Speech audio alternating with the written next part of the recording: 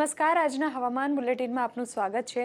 ગુજરાતમાં ઉનાળાનો આકરો મિજાજ જોવા મળી રહ્યો છે અને હજી 5 દિવસ સુધી આ જ સ્થિતિ રહેવાની છે તેવી આગાહી હવામાન વિભાગે કરી છે। ગુજરાત પ્રદેશ અને સૌરાષ્ટ્ર કચ્છમાં આગામી 5 દિવસ માટે હીટવેવની આગાહી કરવામાં આવી છે।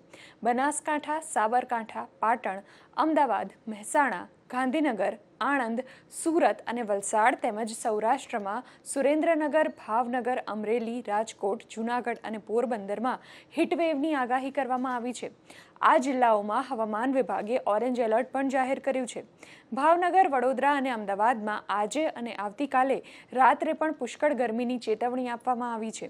આગામી દિવસોમાં અમદાવાદ અને ગાંધીનગરમાં મહત્તમ તાપમાન 45 ડિગ્રી સુધી રહી શકે છે। હવામાન વિભાગનું કહેવું છે કે ગુજરાતમાં ઉત્તર પશ્ચિમી પવનો ફૂંકાઈ રહ્યા હોવાના કારણે ગરમીનો પારો આટલે ઊંચે પહોંચ્યો છે। આખા ગુજરાતમાં આગામી 5 દિવસોમાં ગરમીમાં હજી 1 થી 2 ડિગ્રીનો વધારો નોંધાઈ શકે છે। આગામી 5 દિવસ સુધી ગરમીમાં કોઈ રાહત નહીં મળે તેમ હવામાન વિભાગનું કહેવું છે।